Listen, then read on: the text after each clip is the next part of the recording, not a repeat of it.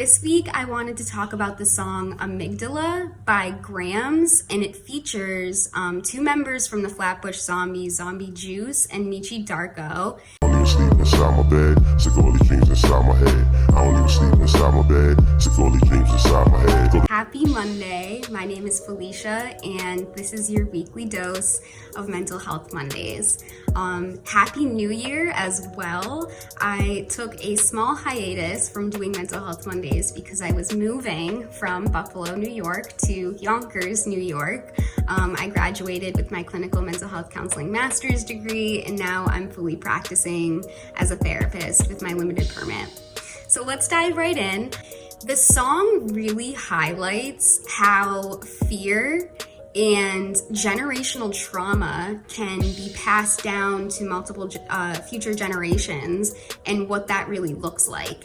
So the song kind of talks about the hereditary mental illnesses and addictions that run rampant in G.R.A.M.Z family and how it affects him. He's not getting sleep at night, he has night terrors, he kind of copes with drinking, and it becomes a self-defeating cycle.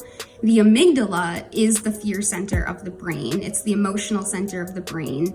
And when there is generational trauma passed down to future generations, it kind of creates this blueprint of the amygdala that primes it to really be receptive to stressful situations in trauma, thereby creating another cycle of another generation that kind of experiences life on the fear end of the scale, as opposed to maybe a more like healthier way of perceiving reality. And then in addition to that, when chronic stress kind of just runs the brain, it deteriorates the neural connections in the hippocampus, because the hippocampus and the amygdala kind of communicate a lot.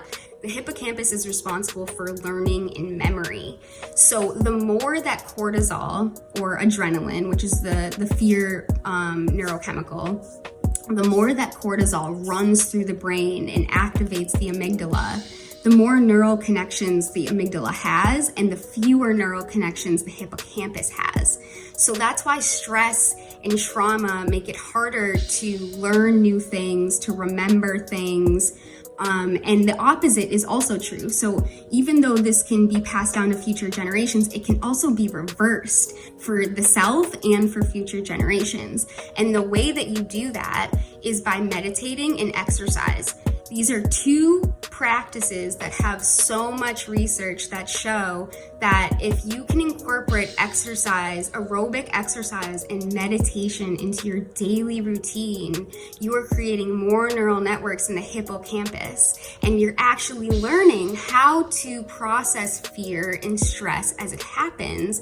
And then because you're like boosting your memory, you're better able to recall those healthier coping mechanisms as time goes on and you build off of these daily lifestyle habits that do create a healthier brain. So again, the song is called Amygdala. It's by G.R.A.M.Z, and I hope you like it. I will see you here next Monday. Take care. Bye.